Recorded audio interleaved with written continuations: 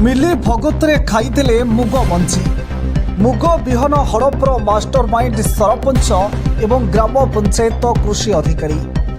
Jagatsinghpur जिलार एरसोमा block हेउछि एक कृषि भित्तिक block जोठी साधारण लोक माने चाष उपरे निर्भरशील।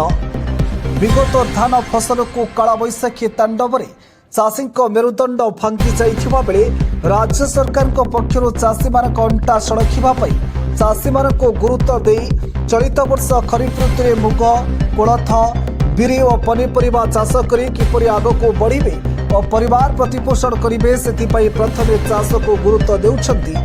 सेतबेले सामना को आसी एक विराट अभियोग चलित वर्ष चाष पई राज्य सरकार एरसोमा ब्लॉक जरिए नारदिया पंचायत चाषी मानक पई मुग बिहन जोगाई देथिले किंतु एठिकार सरपंच सीमाई चंद्र फल किछि अण चाषी को किछि मात्रा रे बिहन जोगाई दे संपूर्ण मुग बिहन को आत्मसात करिथिबा नै नारदिया पंचायत समवाय समिति सभापति सहित अनेक चाषी माने अभियोग आनिछंती जाहाकु नै कृषि अधिकारी VAW का प्रतिक्रिया नवा पई चाहिथिले मध्य VAW कार्यालय रे अनुपस्थित थिले सेथिपई फोन माध्यम रे तंकर प्रतिक्रिया नैथिले। हजार कॉल रेकर्डिंग हाथ में लगी जार कॉल रेकर्डिंग हाथ में लगी यापर सरपंच को प्रतिक्रिया नेबाकू चेष्टा करा किंतु सरपंच कौन प्रकार सहयोग नकरी पार्टी मीटिंग रे अच्छी कही कथा को एड़ाई देथिले जहां साधारण एक विराट प्रश्नवाची छिड़ा करिछि। सरपंच को ऊपर उक्त अंचल चाषी आस्था संदेह प्रकट करने सहित मुग मंजी लुट होइथिबा नै सुनिबाकू मिलुछि। एथिरो सीधा प्रमाणित होउछि जे सरपंच मुग बिहन को सरपंच चाषी को न दे बाटमारणा करिसेंती सेथिपई मीडिया सामना को आसिबाकू बाहारा करुछंती। ए बाबतरे कृषक साथी किछि जानि नाहंती बोली कहउथबा बेले VAW कहउछंती एनजीओ माध्यम रे मुग 7 क्विंटाल रु 1 क्विंटाल आमे रखिछु अवशिष्ट 6 क्विंटाल सरपंच को माध्यम रे बंटा जाइछि। तेरे क्यों चाष मानकू बा चाषी मानकू बंटा जाइछि जदि बंटा जाइछि तेबे सरपंच को प्रतिक्रिया देबाकू बहाना करे जहाँ एबे साधारण एक संदेह सृष्टि होइछि जहाकू नै चाषी माने हताश होई मुंडरे हाथ दे बसिथिबा देखिबाकू मिलिछि। तेबे एठी प्रश्न उठी जेतेबेले अनेक चाष मुग मंजी पाई नाहांती बोली अभियोग आनिछंती तेबे सरपंच कोन दलीय भित्तिरे बांटिछंती ना जहाकू बांटिछंती बोली सरपंच अन्य गणमाध्यम रे सफेई रखिछंती तेबे सेतेबेले काहींकी बहाना कले चाषी बारंबार पंचायत द्वारस्थ होई फेरिले और केमिति चाषी मानकू न दे 1 क्विंटाल मुग फेरीगला जहाकू नै प्रशासनिक पक्षर विजिलेंस तदंत करागले प्रकृत तथ्य पदाकू आसिबो बोली साधारण दाबी हेउछि। जगतसिंहपुर जिलार संग्राम किशोर पट्टनायक रिपोर्ट आवाज ओडिशा।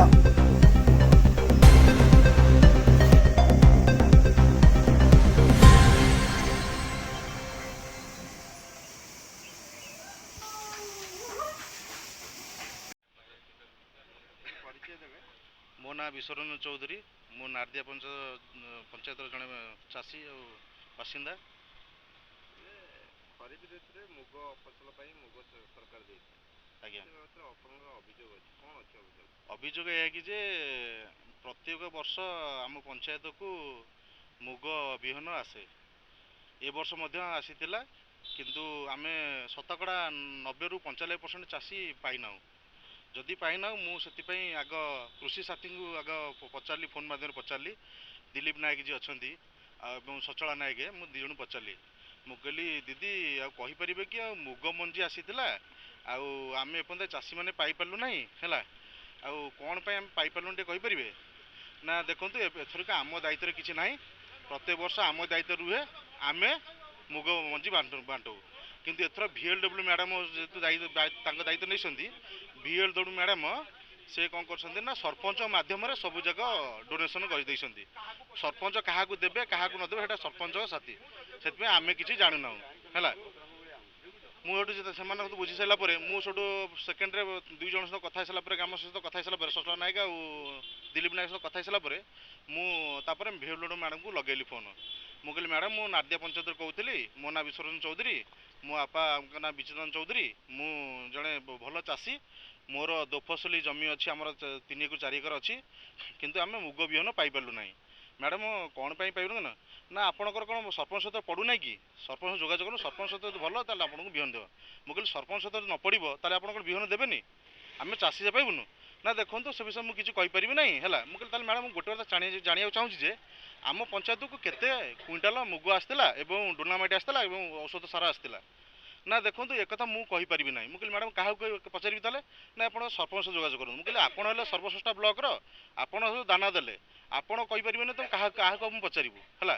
ନା ଆପଣ ସରପଞ୍ଚ ତ ଭଲ ପଡ଼ୁଛି ତାହେଲେ ଆପଣ ଯୋଗାଯୋଗ କରନ୍ତୁ, ସରପଞ୍ଚ ଆପଣ ଇଏ କରିବେ। ସେଇଠୁ ମୁଁ କହିଲି ମ୍ୟାଡ଼ାମ୍ ଠିକ୍ ଅଛି ଆପଣ କହିବେ ନା, କିନ୍ତୁ ଆମେ ଜାଣିବା ଅନୁସାରେ 7 କୁଇଣ୍ଟାଲ 50 କେଜି ମୁଗ ଆସିଥିଲା ଏବଂ ଡୋନାମାଇଟ୍ ଆସିଥିଲା।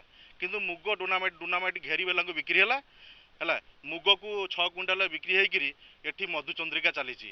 ମୁଗ ବିହନକୁ ସରପଞ୍ଚ ତାଙ୍କ ଇଏ ଅଣ୍ଡର ନେଇକି ନିଜର କୁଜି ନେତାଙ୍କୁ ବାଣ୍ଟି ହେଲା, ଯେଉଁମାନେ ଚାଷୀ ନୁହନ୍ତି, ଯେଉଁମାନଙ୍କର ବିଲ ନାହିଁ ହେଲା, ସେମାନଙ୍କୁ ମୁଗ ବାଣ୍ଟିଛନ୍ତି, ତାଙ୍କ ଘରେ ନେଇକି ରଖିଛନ୍ତି, ଆଉ ଡୋନାମାଇଟ୍ ଆଉ ମୁଗକୁ ନେଇକି ବିକିଛନ୍ତି।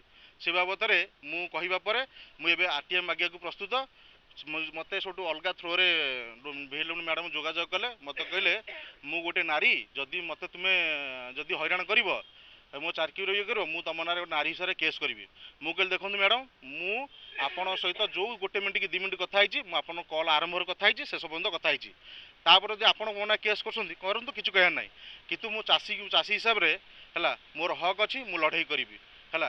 ମୁଁ ବେଳ ପଡ଼ିଲେ କଲେକ୍ଟର କ'ଣ, ମୁଁ ଯଦି ମୁଖ୍ୟମନ୍ତ୍ରୀ ପାଖକୁ ଯିବି। ଚାଷୀମାନେ ଅଛୁ 90ରୁ 95% ଚାଷୀ ଅଛୁ। ଆମର ଦାବି ଆମେ ଯେଉଁ ମୁଗ ବିହନ ଅଛି ଆମେ ଯେମିତି ପାଇବୁ। ଆଉ ଯେଉଁ ମୁଗ ଚୋରିରେ ଯେଉଁ ସ୍କାମ୍ ହେଇଛି ଏଇଟା ପର୍ଦ୍ଦାଫାଶ ହେଉ। ଏଇଟା ଯେଉଁ ଆମ ଏରସମା ବ୍ଲକରେ ଯେଉଁ ଅଛନ୍ତି ଭିଏଲ୍ଡବ୍ଲ୍ୟୁ ମ୍ୟାଡ଼ାମ୍, ତାଙ୍କ ବିରୁଦ୍ଧରେ କାର୍ଯ୍ୟାନୁଷ୍ଠାନ ନିଆଯାଉ। ଏବଂ ନାରଦିଆ ସମବାୟ ସମିତିର ସଭାପତି ଦୀନକୃଷ୍ଣ ସ୍ୱାଇଁ, ଘର ମୋର Tikarpada, post Panchapalli, district Jagatsinghpur.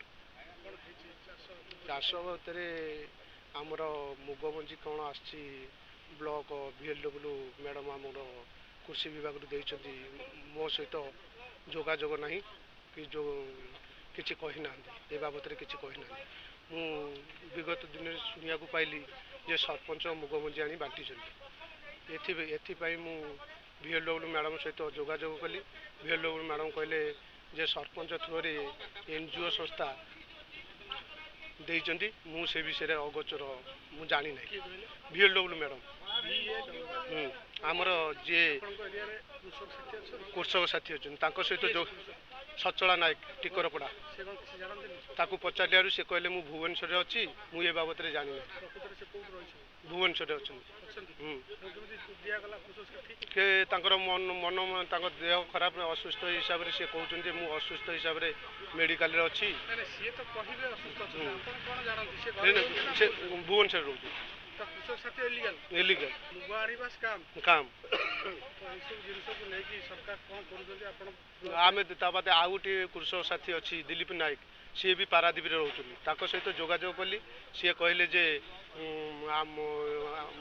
VLW madam ମୁଗ ମଞ୍ଜି ଦେଇଥିଲେ, ଆମକୁ କହିଲେ ରହିବା ପାଇଁ, କିନ୍ତୁ ସରପଞ୍ଚ ଆମକୁ ଡାକିଲେନି। ସରପଞ୍ଚ କହିଲେ ନାଇଁ ମୁଁ ମୋର ଦେଖିକିରି ବାଣ୍ଟିବି, ମୋ ସହିତ ଯୋଗାଯୋଗ ବି କଲେ ନାହିଁ। କେତେ ଚାଷୀ ଆପଣଙ୍କ ଅଣ୍ଡରରେ ଅଛି? ମୋର ଅଣ୍ଡରରେ ପୋଖଡ଼ିଆପଡ଼ା ପଞ୍ଚାୟତ, ନାରଦିଆ ପଞ୍ଚାୟତ, 2ଟା ପଞ୍ଚାୟତ। ଗୋଟିଏ ପଞ୍ଚାୟତରେ 14 ଟଙ୍କା ୱାର୍ଡ ହେଲେ 24 ଚାଷୀ ରେଜିଷ୍ଟ୍ରେସନରେ 700 ଚାଷୀ। ସେମାନେ କେତେ ଜଣ ମୁଗ ମଞ୍ଜି ପାଇଛନ୍ତି ଆଉ ମୁଗ ବିହନ ପାଇଛନ୍ତି? ମୁଗ ମଞ୍ଜି କେତେ ଜଣ ପାଇଛନ୍ତି ମୁଁ ସେ କଥା କହିପାରିବିନି, କାରଣ ମୋତେ ଅଗୋଚରରେ କାମ ହେଇଛି। ମୁଗ ମଞ୍ଜି କିଛି ଲୋକ ପାଇଛନ୍ତି ବୋଲି, ମାନେ 700 ଲୋକରୁ 10% ଲୋକ ପାଇଛନ୍ତି ବୋଲି କେବଳ ନାରଦିଆ ପଞ୍ଚାୟତରେ, 10% ପୋଖଡ଼ିଆପଡ଼ା ପଞ୍ଚାୟତ ଆଦିରେ ସାମିଲ ନାହିଁ। ତାଙ୍କ ପଞ୍ଚାୟତକୁ ତାଙ୍କର କ'ଣ ଆସିଥିବ। ଆମ ପଞ୍ଚାୟତକୁ ଯେଉଁ ମୁଗ ମଞ୍ଜି ଆସିଛି ତା ଦେହରୁ 10% ଚାଷୀ ପାଇଛନ୍ତି ବୋଲି ମୁଁ ଶୁଣିବାକୁ ପାଉଛି।